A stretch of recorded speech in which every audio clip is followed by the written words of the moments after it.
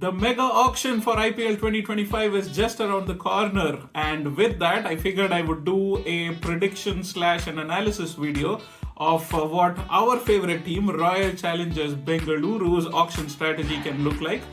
So without much delay, let's get right into it. So just as a recap, RCB have already retained 3 domestic Indian players. The king himself, Virat Kohli, at 21 crores. Rajat Patidar, the middle order enforcer, at 11 crores. And Yash Dayal, the power play specialist and the death over phenomenon, retained as the uncapped player at 5 crores. So that means RCB have used up 37 crores out of their total budget of 120 crores, and with that we will be entering the auction with 83 crores in hand, the second highest amongst all the teams. Right, so what I'm trying to do here is make sure that I can find the starting players to fill up the set of 12 positions, and obviously 3 spots are already filled by our retained players. So just to fill in some of the spots here, first of all, I have slotted down Virat Kohli, the king, at number 1. I don't see any reason why he will not continue opening the batting. So Virat Kohli is at number 1. My number 4, I've put in Rajat Patidar. I think he's a great middle order player, absolutely fantastic player, and for a change, I am so happy that RCB have finally retained another domestic Indian batter alongside Virat Kohli. How long has it been since that's happened at RCB? So that's absolutely fantastic to see. So number 4 will be Rajat Patidar, and Yash Dayal, like I said, the power play and the death over specialist. One of the main reasons why we ended up winning that last game of the group stages and sneaking our way into the playoffs last year. I've slotted him down at number 12, right? So 9 more spots left to fill. Obviously, there'll be a bunch of other backups and replacements and some other young players, etc. that the squad will need to fill. But my focus is on the next 9 players who will be part of that starting 12. Now, with that in mind, there are 2 key areas that I think RCB needs to figure out first and foremost. Firstly, the position of captain slash wicketkeeper slash potential top order batsman, right? I think these 3, although they are different requirements, I think given some of the options that we have heading into the auction, I think all these 3 can be filled in by one particular player itself.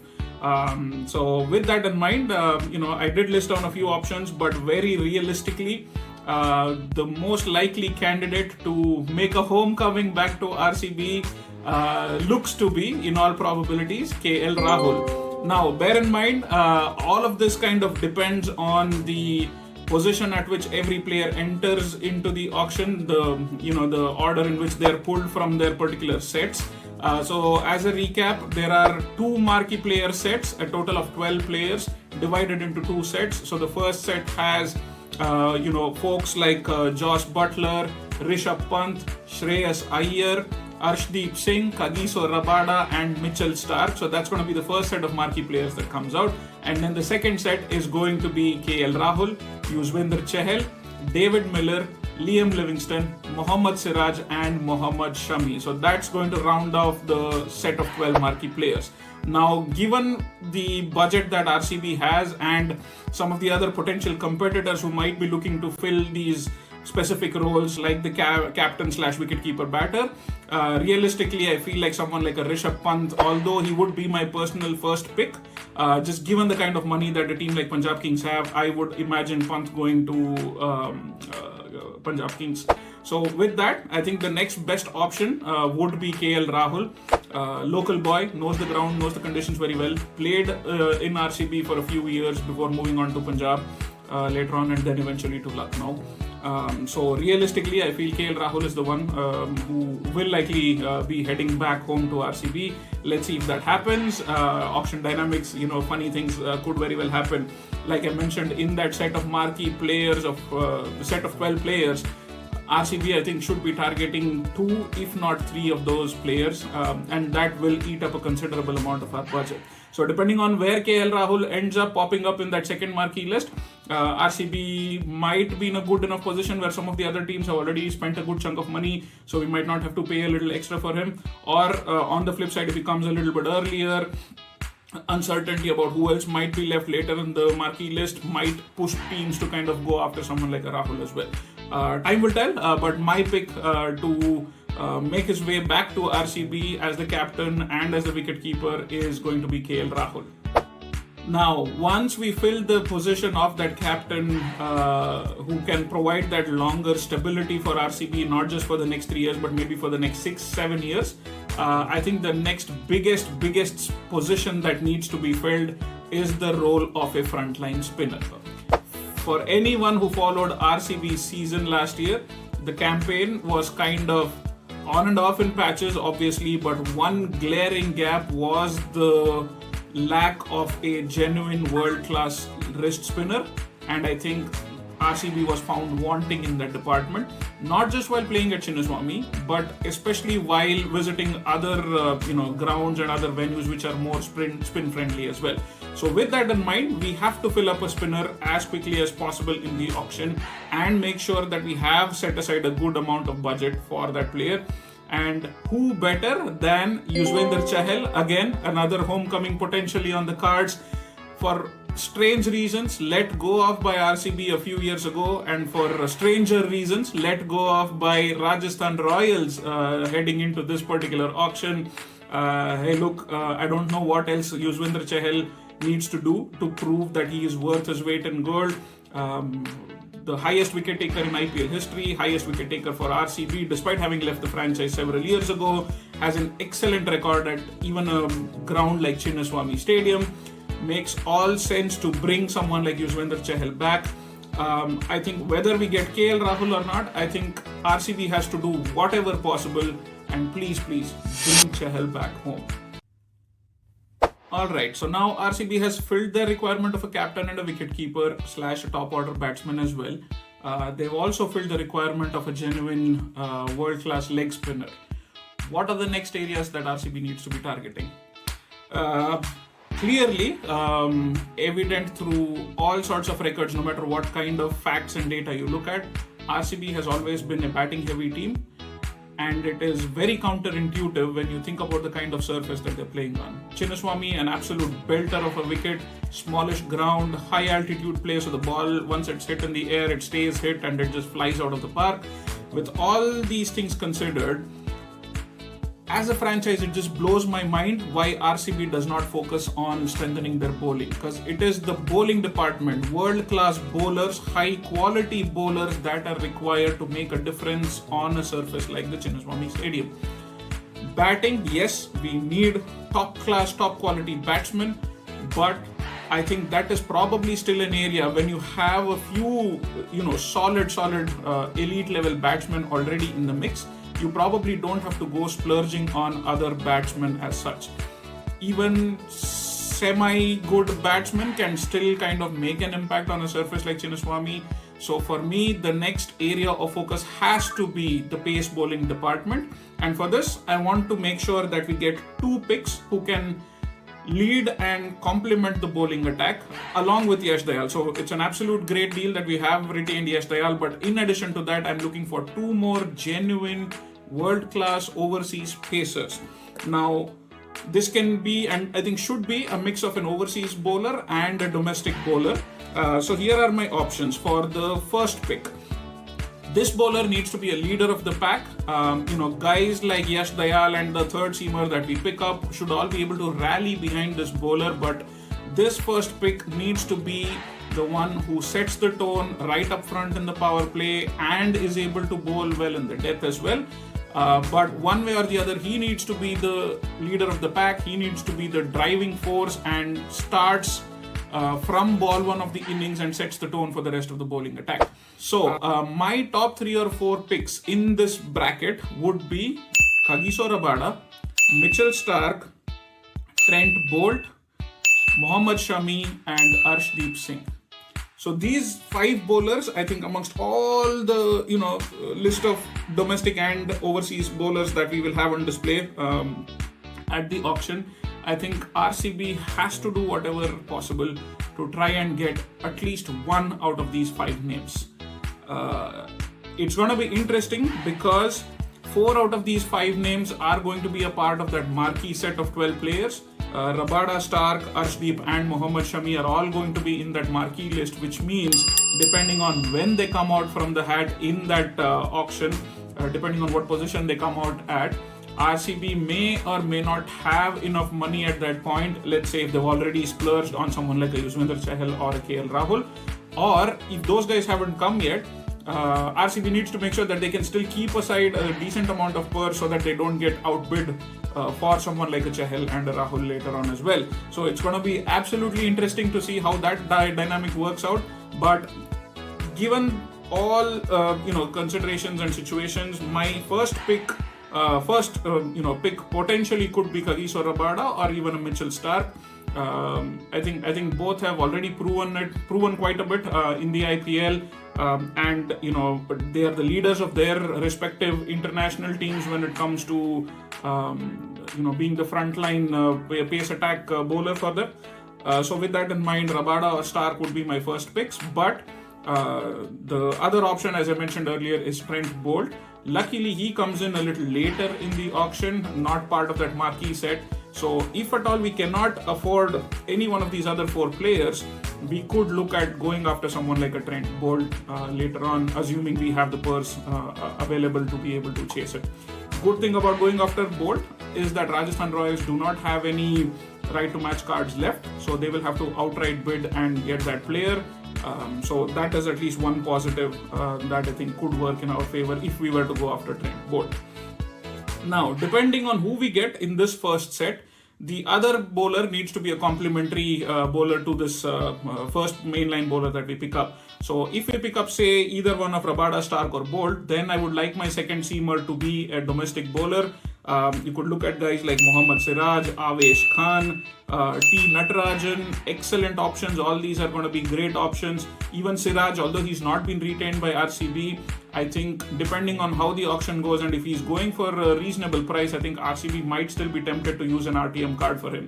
But I want this domestic player to be picked up only if the frontline attacker is an overseas world-class elite bowler. But let's say on the flip side, if we end up picking someone, say like Arshdeep Singh or a Mohammad Shami, they can absolutely be the leaders of the bowling attack. But on the flip side, the next bowler, the second seamer that I would want to pick up would be an overseas bowler. A couple of excellent names that come to mind are Gerald Coetzee and Marco Jansen. We've all seen what they've been doing in the recently concluded T20 series against India as well. Not just with the ball, but excellent with the bat as well. So I think that might really shoot their prices up a little bit more than what teams would be comfortable paying.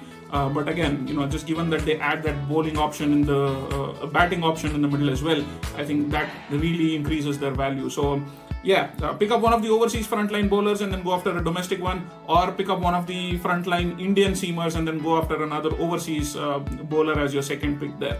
So between those 3 guys, the 2 that we pick up in the auction and Yash Dayal, I think we have a great combination to cover the power play, for one of them to come and bowl a few overs in the middle overs as needed as well, but also be strong and potent enough to finish off the innings with some excellent death bowling and some variety there.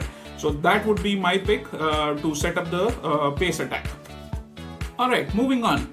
So let's go back to the batting order now. So we have number 1, 3 and 4 slotted in already. So what we're looking for is an overseas opening option to partner alongside Virat Kohli. A good few options out there in the market. Josh Butler is the first one that comes to mind. Being a part of the marquee set, I'm sure he will go for a massive price. Then we do have a few other options like Devon Conway, Rachin Ravindra. I know he's not necessarily been opening in the IPL in last season, but he's definitely someone who can play that interesting, aggressive innings at the top of the order as well, partnering Virat Kohli. And the advantage with Conway and Rachin both is that they offer another extra skill.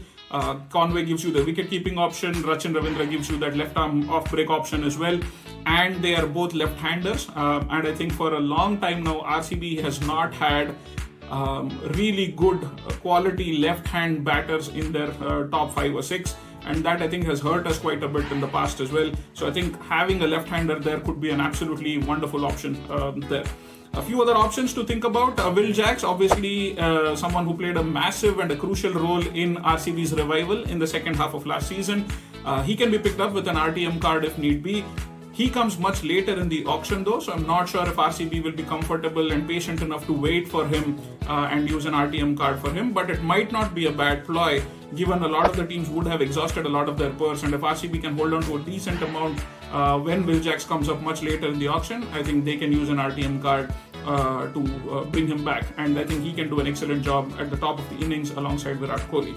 A couple of other options, Phil Salt, I think everyone's seen the kind of form that he has been in the last couple of years, has become a regular opening mainstay for the England team as well in T20s, and he's been doing exceptionally well, so he could be another option.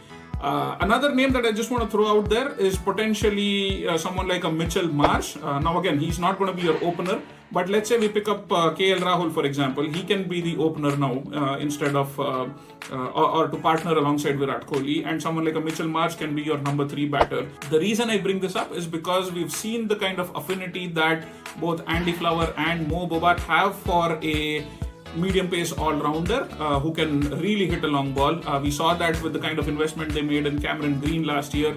Unfortunately for Cameron Green, he misses out due to a massive back injury, and he will not be participating in next year's IPL. But if they want someone similar to play a similar kind of a role for the team, I think Mitchell Marsh is probably the next best option out there.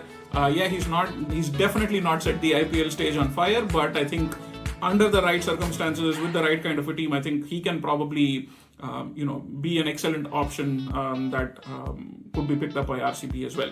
So those are some of the options at the top of the order. For now, I'll slot in realistically Will Jacks' name. Because we have that RTM and because he's coming much later in the auction, I do anticipate that he might not go for as much money.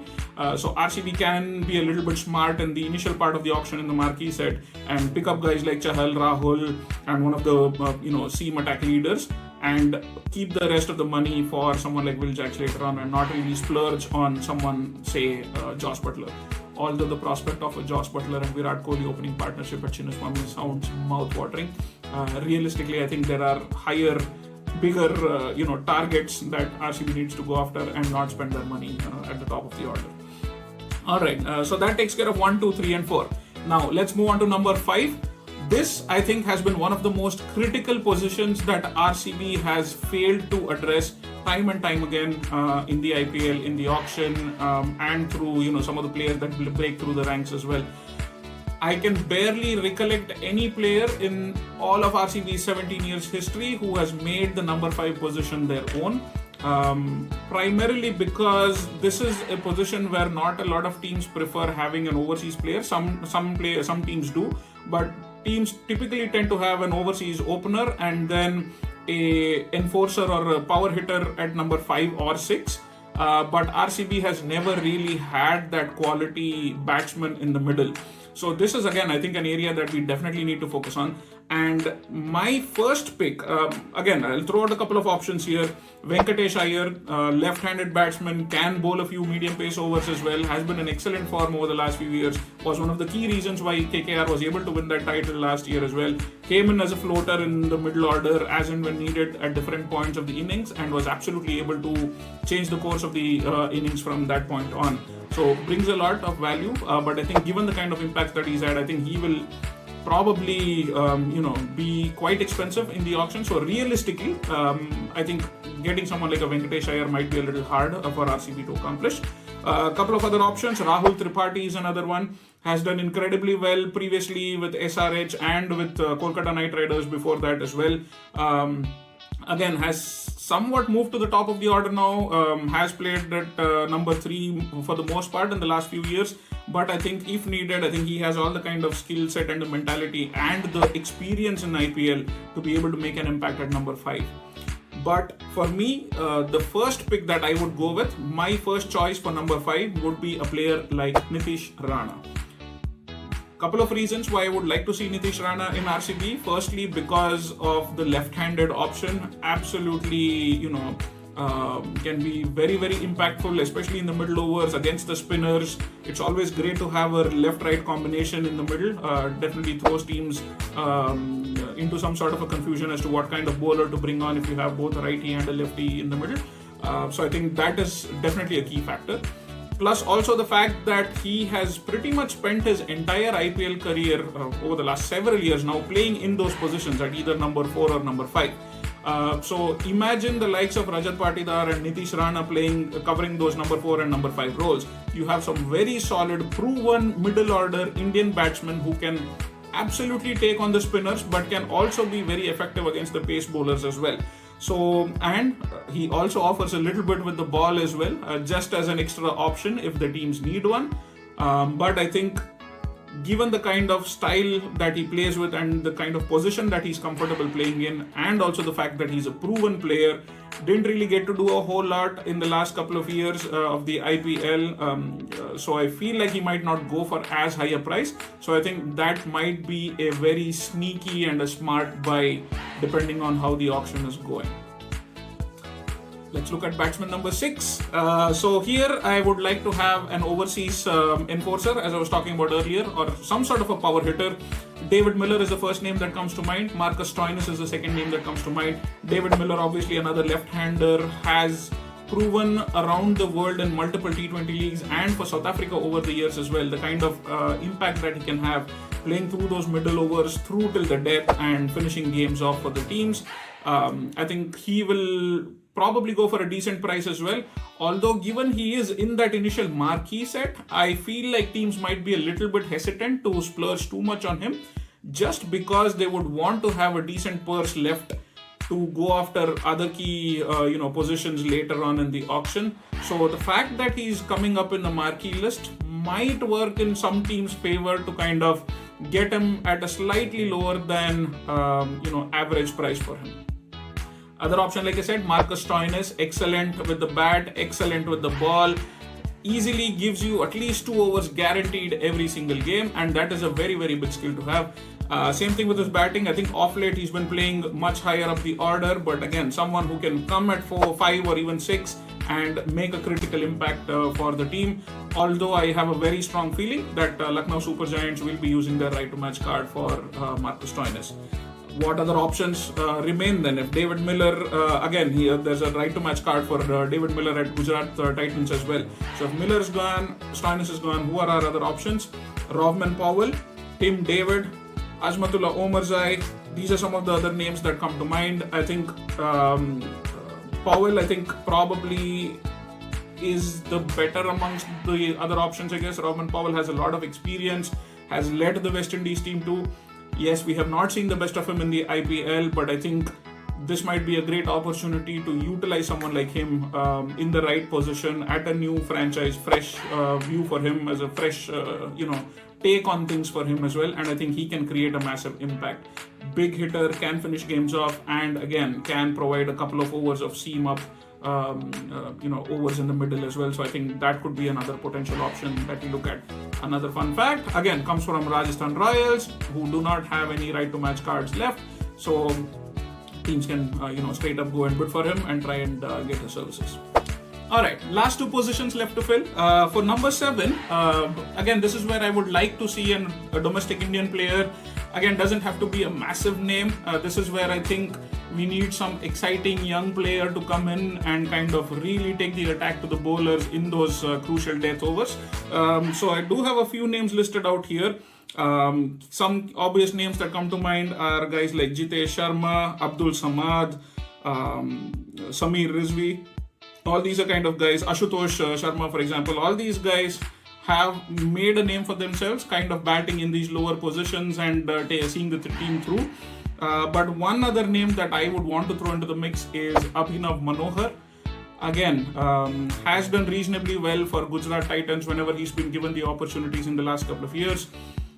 Is a local boy from Karnataka who knows the Chinnaswamy Stadium very, very well, has done tremendously well in the domestic competitions and can be a very aggressive batsman and has, I think, the right kind of skills and mental ability to be able to handle those kind of crunch situations.